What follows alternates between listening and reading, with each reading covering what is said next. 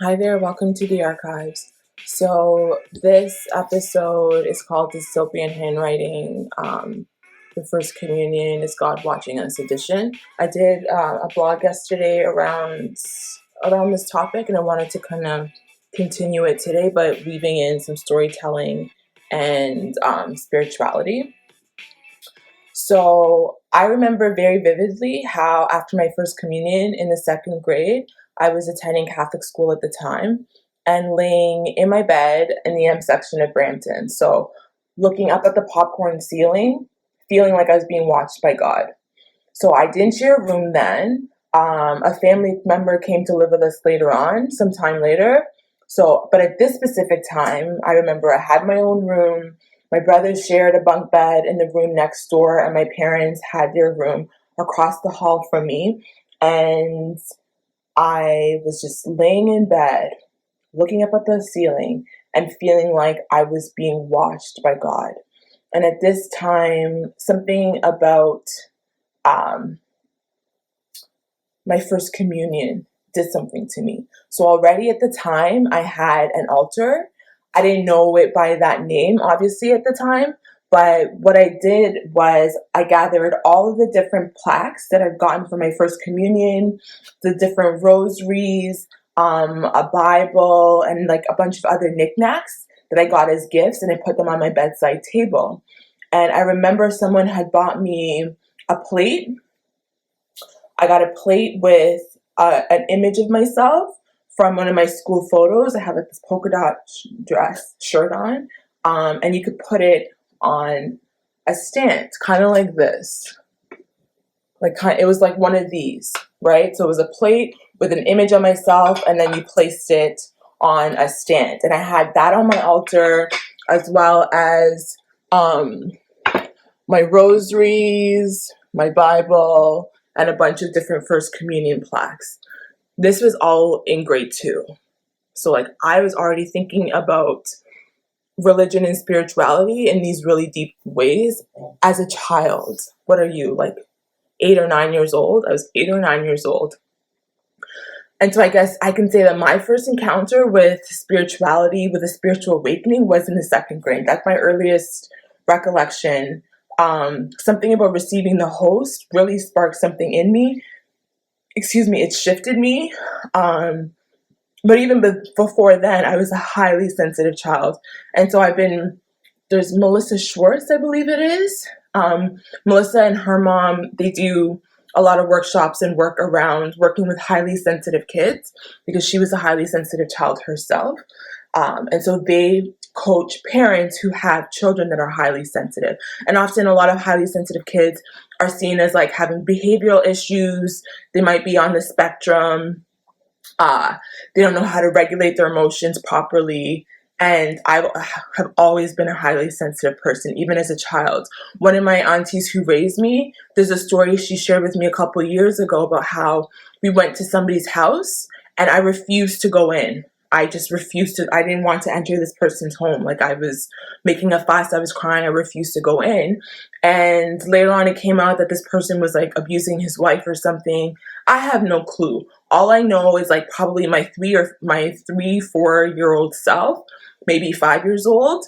I was feeling the vibes. The vibes were off. I didn't want to go in.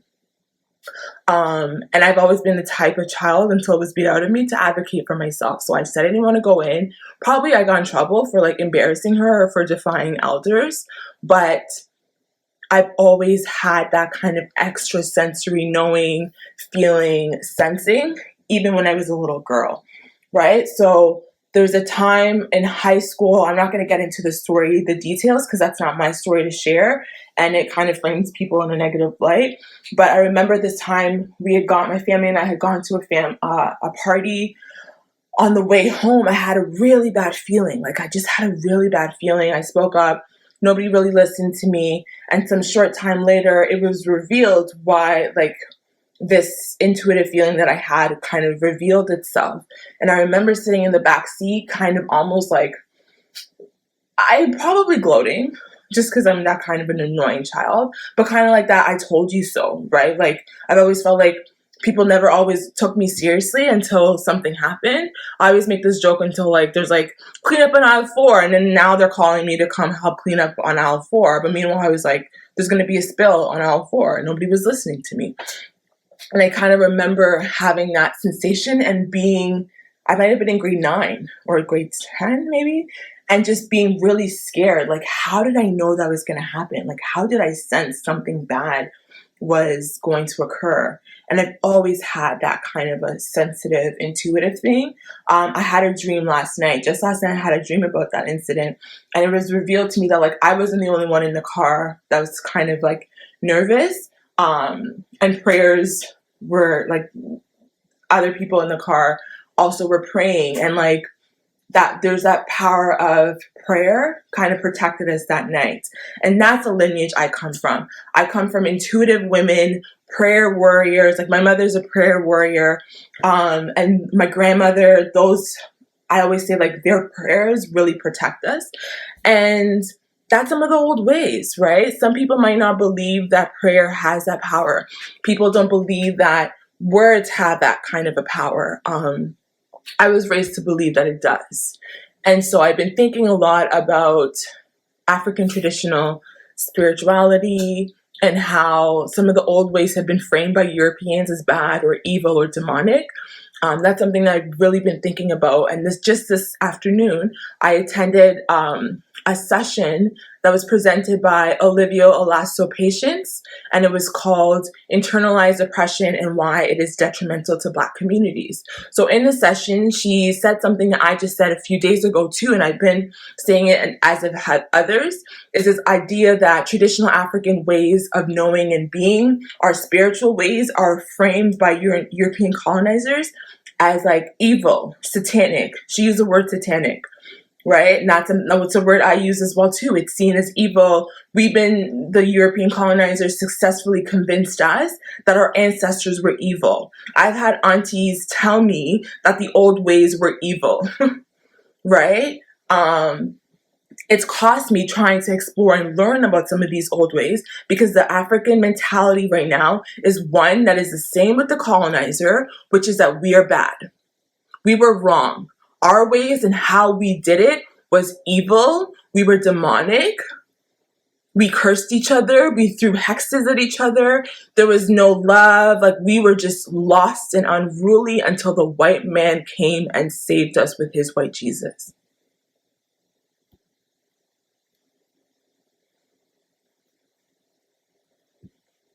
That was what Olivia's conversation was talking about today. How we internalize colonialism. And so that's something I've been thinking about myself, is how we turn away from some of these African ways because the European missionaries and that told us that our ways were awful, right? And this is now what we've adopted, we've internalized it, and we teach our children these same messages. Who you were as a Black person was wrong. If you want to get ahead in life, you need to do it like the white man came and taught us. You need to be grateful for white people. You need to be grateful for white Jesus for coming and teaching you. Folks in white skin, they are the saviors. They are the way to enlightenment. They are the way to modernization. Move away from these Blacks. Avoid being African. Be ashamed. Right? And so I often compare these stories of colonialism with a lot of different Indigenous communities worldwide, including here in Turtle Island, as different as our stories are. Of course, there's points of departure and it's not all the same, but there's a lot of different points of convergence where it's very similar. Here in Turtle Island, they beat the native out of the child. In Africa, they beat the Africa out of the child. Olivia was talking today about how, as a little girl, she was beat for speaking her local language. If you were beat for speaking your local language, do you think you're going to grow up to teach your kids the local language? She didn't. And she was very honest. And I really appreciated having an African auntie today be like, I feel guilty for how I raised my son. She said for the first 3 years of her son's life, she did not teach him the local language. And I don't blame her. Why would you teach a kid the same language that you were beat for? So Olivia was telling us that a friend came over and they greeted her son in the local language. And, sorry, I had to chuck something in the oven. He didn't know how to respond. He did not know how to speak the local language. And she said, as an African mother, as a Ugandan mother, I felt so guilty. And from that moment, she started to teach her son the local language, right? So now he knows the local language. I was lucky that my parents really were cognizant of that. And so they spoke the local language with me. And so I did retain Tree. I came here speaking Fanti. I don't speak Fanti anymore because I didn't speak it often with other people. But I have been lucky enough to retain the local language, even though it's very broken and even though it's not the best Tree. I still can communicate with my people in that language. I was taught to make a lot of the local foods. But I think if you were to ask, like my siblings, for instance, who were born here, it's a little bit of a different story. They could speak it somehow, not the best, but they mostly understand it, right? I'm not sure they know how to make a lot of the local foods. Even I struggle to make a lot of the local foods. I just started following people on Instagram to kind of retain that. But this is what colonialism does. This is what it did to us. We've lost touch with ourselves. We haven't retained a lot of these information. We haven't been able to pass these down to our kids because we've been taught that those old ways are not worth keeping, right? We're ashamed of ourselves. So many of us are ashamed of ourselves. I was ashamed of myself, right? So many of us have been taught that like Black Americans or Caribbeans are like the cooler, more acceptable versions of Black. And so we try to assimilate more to that Black culture rather than tapping into our African identities. Because I've struggled with this myself, right? This internal... Hi, I got kicked off the last video. So I'm just going to quickly do this. I don't know where I was. I think I was talking about how I struggled with internalized oppression my whole life, and it showed up as anti-Black racism towards myself and other Black people. I pushed away my own intuition. I felt ashamed. I know it's working. Of being highly sensitive. I didn't trust my inner knowing. I felt like handwriting, when I felt like I was being watched when I was handwriting, I didn't believe it. I didn't trust it. I set up a whole bunch of like destructive and immature traps that I should not have done. That got me into a lot of trouble. And I was willing to risk a whole lot just to make sure, just to see if what I knew intuitively to be true was actually true. And rather than trust myself, I did not trust myself. And so I think a lot of that is because I was raised to think that intuition was something I needed to be afraid of. It was, like witchy. We call it Bayful, right? It was just, so I ignored all of that. Okay, so I have to wrap this up because this is getting a little bit long. So yeah, for us, it was framed as witchcraft, as juju, as demonic, as Bayful. It's something that you should be moving away from. The old ways are bad. And in between filming this, I attended another session that was hosted by Lady Danny, called Foraging for Food, Medicine, and Reconnection to Nature. And I'll share something that she paraphrased in that presentation, which is, what the daughter forgets, the granddaughter wishes to remember. And that's all I'll say to wrap this up. It's a lot. Just like Olivia was saying, her generation, they were beat for speaking their native tongue. They were beat for trying to connect with the old ways.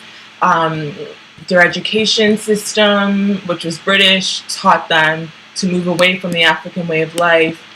Christianity, which she was raised into, taught her to move away from the traditional African way. Our mothers, a lot of our fathers, some of our grandparents, they weren't able to retain a lot of this knowledge. It was beat out of them. They were taught that it was wrong and it was bad. So what the daughter forgets, and I wouldn't even say that they forget, because it's not even necessarily a forgetting. It's a repressing. It is a survival mode when you were when you are facing violence, for remembering, it's not that you forget. You have to put that knowledge away.